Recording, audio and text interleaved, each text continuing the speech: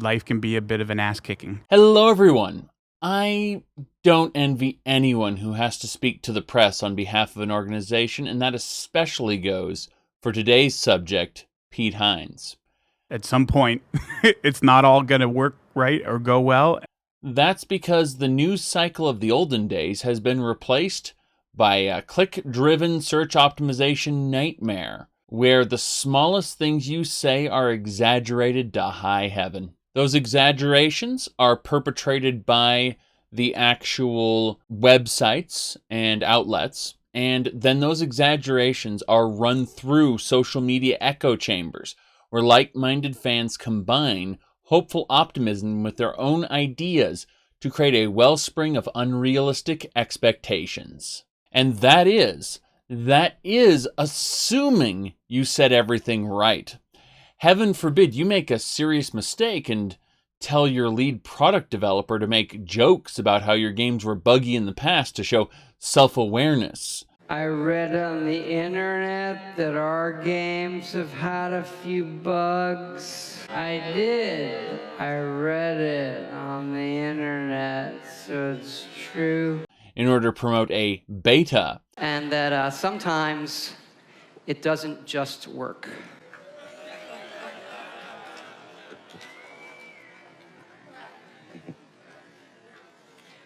Only for that beta to not be a real beta and instead turn out to be a short server stress test that is actually there to trick people into pre-ordering your single most buggy product your organization has ever created. When that happens, you get jerks like Zhakaron here using your presentation as video macros on his Stream Deck. The point is, when you screw up, the press amplifies that screw up, and the internet echo chambers get to work, making it even worse for you. And Todd Howard,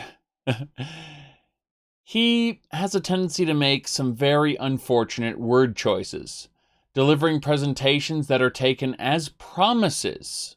And this trait isn't really unique to Todd Howard. In fact, it's pervasive in the industry. It allows Todd to stand beside people like Peter Molyneux and Sean Murray, people who didn't know when to shut up or when to clarify their position properly. See, game developers typically don't make the best public speakers. They get excited or in some cases terrified, and they talk about their product and end up misrepresenting their product ideas as a kind of promise as to what the finished product will contain. At first glance, we may be tempted to say that the consumer's expectations are out of control, but remember, when you're producing a product and you're taking pre-orders for that product the same day that you're announcing the product, anything in that announcement can be taken as a promise, if for no other reason than they're selling copies right now based on that promise. When Bethesda Softworks, the publisher themselves,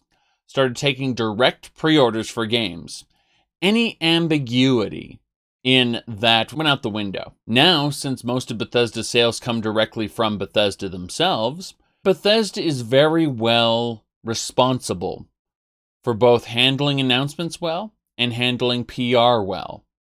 And what we're going to be talking about today is PR, public relations. These days, PR in video games is done mostly by community managers.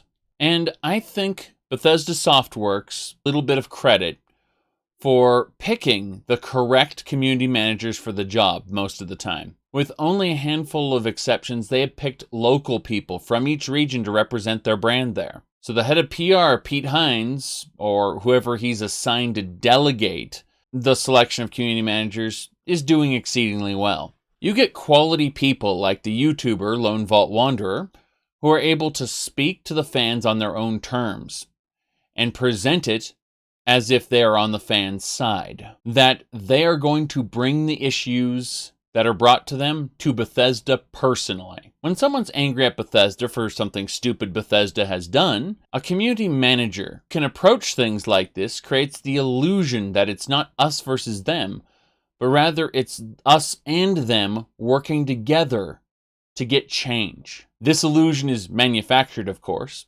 The community manager works for the company. Their job to manage the community. Their paycheck comes from the company, not the fans. But that's good PR in a nutshell as far as the modern era is concerned, the era of social media. And quite frankly, Pete Hines, the head of PR, appears to be able to manage the department just fine.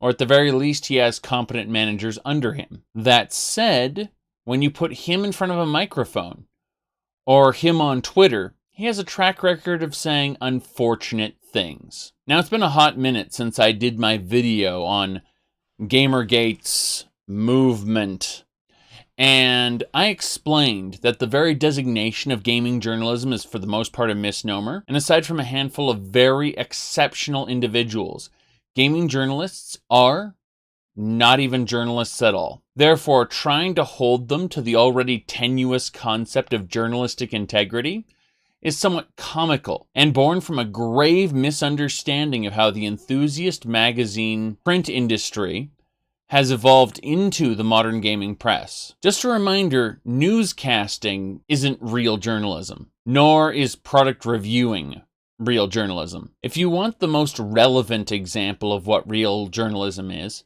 look at some of the investigative articles by Jason Schreier, the ones that piss off the game studios and publishers by revealing information these companies wanted to keep secret. Not reviewing Call of Duty, and not talking about what to expect from the next Elder Scrolls game. Real journalism is an investigative process that, for the most part, needs to be subsidized because it's not profitable. So, many sites have done one or two real journalistic pieces and then moved on to content mills, pumping out whatever will make clicks. They're going to say whatever they think is going to get a lot of people to watch their stuff, to subscribe, to click on. It's that low-quality pool of quick clickbait articles that pays the salary and the investigation costs of real journalists.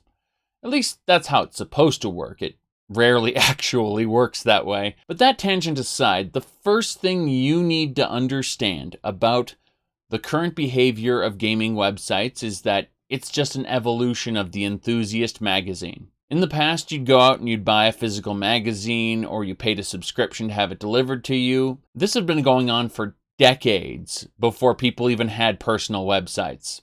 These physical print magazines were either paid for by the publishers of products like video games, or they took advertisements in their magazines. Now, this confused a lot of people because there was a brief moment for a couple years where the mainstream enthusiast press hadn't moved onto the internet yet. So reviewers and blogs that were online, they were fan-made and fan-driven. The result is you had authentic, unfiltered opinions out there on the same scale as big print for a while. That said, in time, those blogs were either overshadowed or purchased and became the magazines in all but name. This creates the illusion that game websites were pure and then became corrupt at some point. The people who were doing game announcements in these magazines were there to sell you the newest, the hottest upcoming games. And they were getting paid publisher money or money through a third-party advertising company who were contracted with the magazines, meaning that the original game publisher may have had zero contact with the magazine, but the expectation to sell the game was still on the magazine's shoulders. I'm not saying every magazine was this way. In fact, you could probably name 2 or 3 small-time magazines from your area which were legitimate publications. But they were the exceptions to the general rule, and the rule exists despite it. But magazines are old news, right? I mean, it's not like they do that today, right?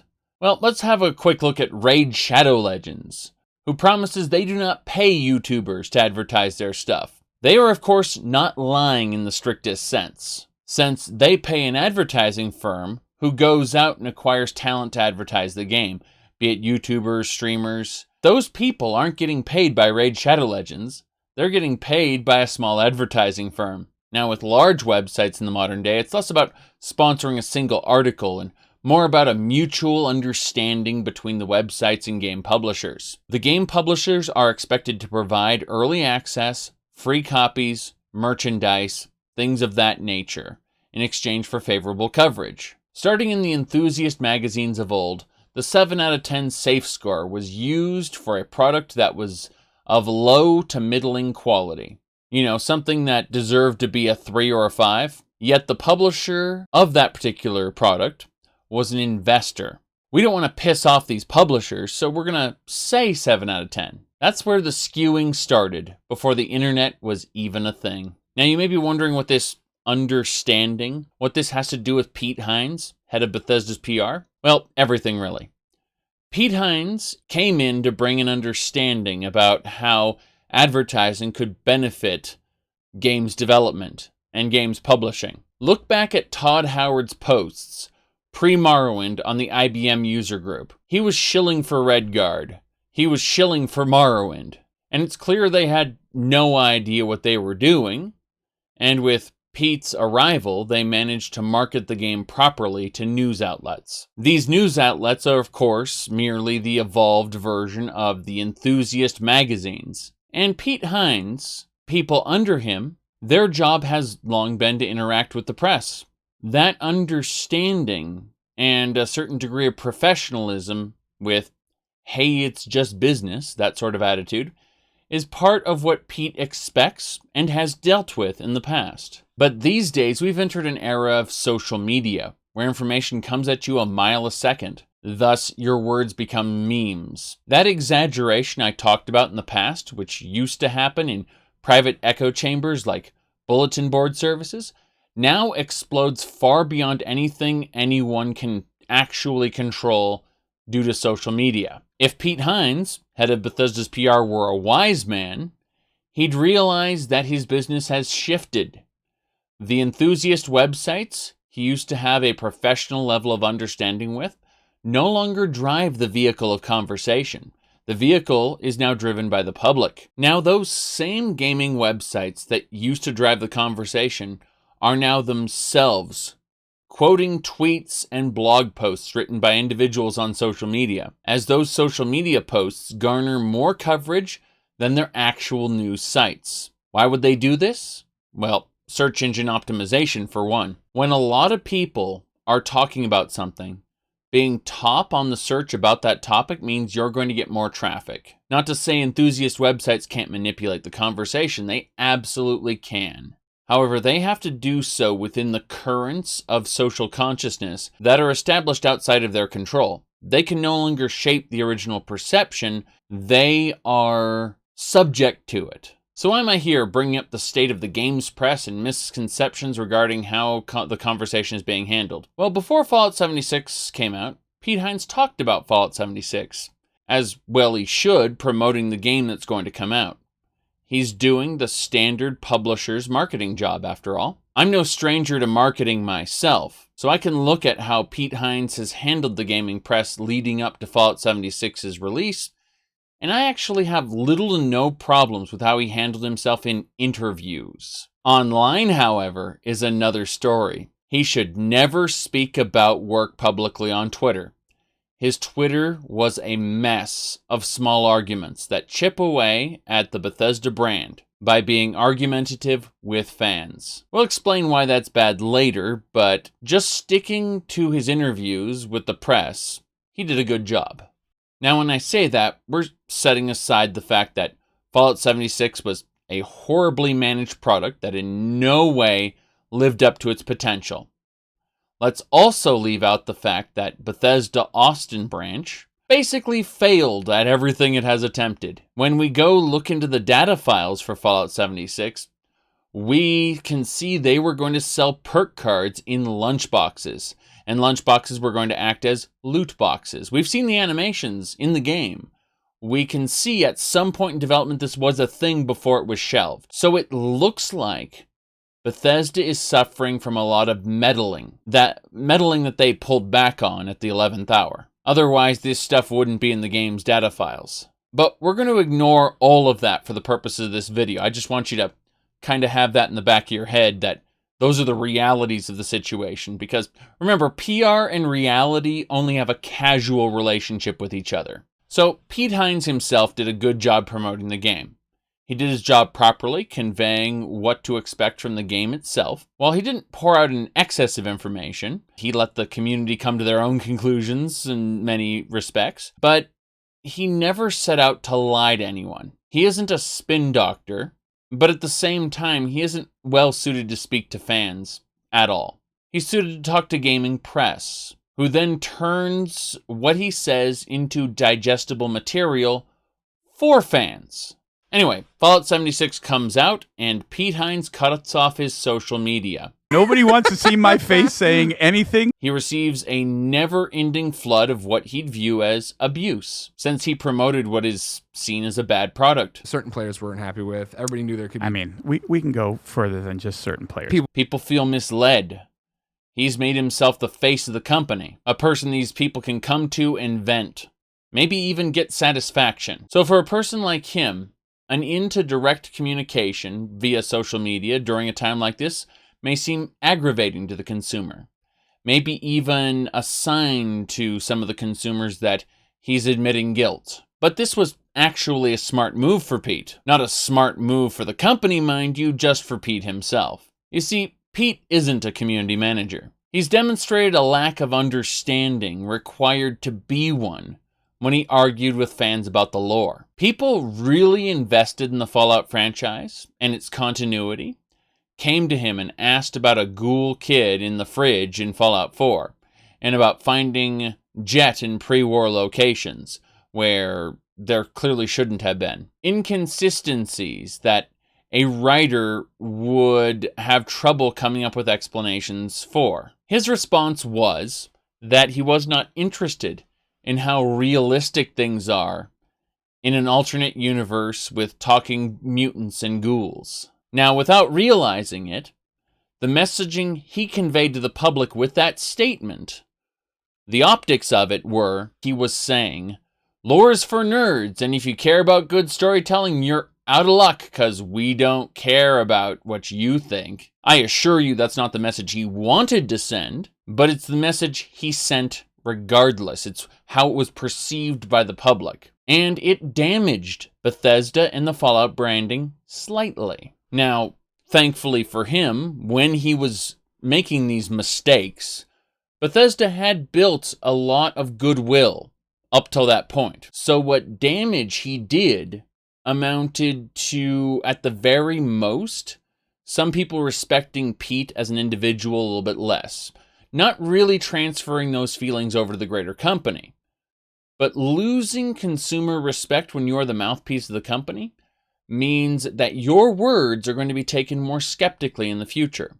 It's harder for you to generate hype, or it's properly understood in marketing, excitement. And as I've explained in many videos, excitement translates directly into purchase intent. That's why pre-orders are so important to these companies, because they will get people excited about an upcoming game and then capitalize on the impulse buys from that excitement. By arguing with fans and unintentionally and indirectly disparaging the lore and the fans of the lore, the people who were most invested in the story of Fallout, those people will no longer generate the same level of excitement from his words. In short, his value as a marketing asset lowered as a result of his own words. And this is the problem with the head of PR discussing his company's product on social media. A proper community manager would have looked at that post and went, hey, thanks for the feedback. Storytelling really isn't my thing, but I will send your concerns on to the developers to read. Mind you, that may end up in some email box that none of the developers actually end up reading. But the important thing here for him is to do the PR, to make yourself perceived as an ally of the consumers. You treat it like you're in the trenches with the consumers, and you make yourself into the lifeline between the customers and the developers. You are that conduit. You become a valuable resource in the eyes of the consumers, and it recontextualizes your relationship with them. Even if all you're really doing is becoming a shield for the developers, so that the developers don't have to deal with irate customers, you are doing public relations, PR. Sadly, when I read Pete's posts, it's pretty clear he's not applying community manager logic to Twitter. the point at which you feel like you're no longer a person and you're a job at this company. He most likely for a time viewed his own personal Twitter as his own personal space, not realizing that when you speak about your company's product on Twitter, the things you say reflect on your company and its brand. So his lack of awareness and proper management of his public online self is why I said his ending of public posts for nearly a year after Fallout 76 came out was a good thing. Now, let's flip the table around for a second and look at things from his perspective. Before Fallout 76 came out, he reassured people the game is not pay to win and everything in the store would be only cosmetic. This statement he made, he knew it to be true at the time. Now, Bethesda would later change the game to include non-cosmetic items that actually affected gameplay. In his eyes, however, he never lied, nor did he have control over the decision-making tree and process by which the company decided to change its mind on that. As the face for the company, however, he spent months taking nonstop harassment. Now, stepping out of his perspective, going to reality, the company had turned Pete Hines into a liar retroactively. The Fallout fans, the fans of the franchise and branding, expected not to be lied to. These people purchased a product under the reassurance from Pete that turned out to be false after the fact. These consumers have every right to be angry, and Pete has every right to be frustrated with the situation. So in a recent interview, he basically said that lying is completely different from changing your mind later. You know, if I tell you, hey, here's what I know that the plan is and what we're doing, and then down the road those plans change. Again, there's a discrepancy from what he intends to convey versus the messaging that's put out. He intends to convey his support for the company which he is paid to support. The actual messaging he put out, however, is received by angry fans, who are rightfully angry, as him whining like a petulant child, when he is clearly guilty of breaking his promise. According to public perception, his words were a binding social contract with the company, a contract he violated. Because Pete lacks objectivity, he feels obligated to protect the company that is his employer. That lack of objectivity makes him terrible at PR and causes him to again and again damage the Bethesda, Fallout, and his personal Pete Hines brand. Now, you may say he's there to take a hit for the company. That's not entirely how it works. His credibility for future statements and his ability to generate hype for the company hinge on his words, his personal brand. So how could Pete Hines have handled this properly? Well, I don't think he was wrong to have said non-cosmetic at the time. Being retroactively made a liar doesn't mean you had malicious intent. However, his gut instinct is what is causing him to damage his brand. I'm going to step into Pete Hines' shoes for just a moment and role play as him for a second, as if I were in his position. I've gotten a lot of feedback since Fallout 76 launched. Our developers set out to create a game that all fans could enjoy. And it's safe to say we missed the mark, which is why we have our developers working on a massive update as we speak. As for the elephant in the room, I'm going to be honest. I wasn't a part of the decision to put non-cosmetic items in the item shop, and I'm sorry if you feel the game has gone in a direction you disagree with. But I encourage you to keep sending feedback. It's super valuable. The more detailed the feedback, the better. I'll do my job. I'll compile your feedback and present it to the people in charge. Remember, the more constructive you can be with your feedback, the better. I may not respond to every post, but we are listening. Fallout 76 is an ongoing service, and I hope you folks will give it a second chance when Wastelanders drops, and give your feedback on that. Now, I get it. As a long-standing employee, you have a lot of pride in your company. Most of the people you work with are your friends. It's very hard to acknowledge that their actions may have offended more than just a small contingent of customers. But as PR, you must temper your ego and step outside of yourself to look at the whole situation for the sake of your job and doing your job to the best of your ability. In your heart of hearts, you don't even have to believe what the customers are saying is true. But never put yourself in an adversarial position with your customers, because every time you do, you're going to damage the brand you represent. And there you have it, folks. Pete Hines, the head of Bethesda PR, he has an excellent set of community manager teams under him who can apply this basic PR logic when talking in public. The genesis of this particular video was the interview that Pete Hines did with Kinda Funny. Most people drew more from this podcast than I did. What I took away from this podcast is that Pete Hines has trouble with work-life division. That is to say that he feels he cannot be himself online anymore, because when he goes to post things about his dogs or a sporting event, the things he himself just wants to enjoy, people continually bring up his job. And there are two main reasons for this. Number one, he posted his job on his Twitter.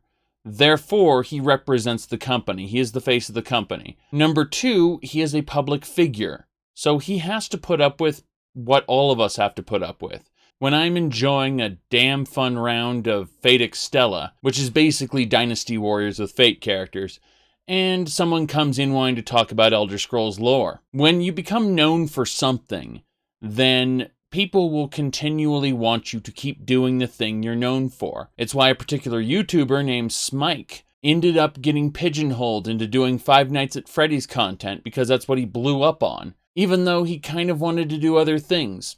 And it stressed him out so much when views dropped when he covered other things that he ended up just ending his YouTube career, as it were. Probably a smart thing, considering his particular situation with how he reacted to things. It probably wasn't good for his mental health. And if that can happen to someone just making videos on YouTube, imagine how it affects a man who speaks for a large corporation professionally in front of gigantic crowds. To go from dealing with the press in the post-enthusiast magazines era to suddenly being dropped headfirst into the social media space. The enthusiast websites are now subject to the social media, and his private social media has suddenly become an aspect of his job. It's frightening, and I really do hope he's gone to therapy, because this has broken other men. My advice to you, Pete Hines, is pretty simple. You say you need to use Twitter to do your job, to compile what people think about your products, and compile all kinds of issues. You need to get 2 cell phones, a work cell phone and a home cell phone. The work cell phone, you can have your Twitter app on, you can have your Facebook app on, create a different profile just for fun. Okay, just for you being you, doing sports. Call it Pete Casual or something like that. Doesn't matter. Get your friends and family on following that particular account. Then make a personal rule for yourself never to talk shop on that phone. And on those accounts, mute people who insist on telling you about Fallout 76 or whatever. And then on your standard Pete Hines account, the one that's been famous, continue gathering information. This is called work-life balance. My point here is you need to physically create 2 separate spaces online. One where you can be yourself and eject people who are not part of that space. And then your professional space where you can continue to represent your company, as your company will do things regardless of your will and what you particularly decided. But the fact that you just mentioned the core problems inherent in work-life balance means that this has probably been an issue for you long before Fallout 76. You just haven't realized it yet. And anything that you say had better be about the job and the position. You're not allowed to be a sports fan. You're not allowed to be a dad. How dare you watch this game when Fallout 76 isn't even working right? I would again recommend taking some time and seeing a therapist. And to the rest of you, you are not wrong for being mad about Fallout 76.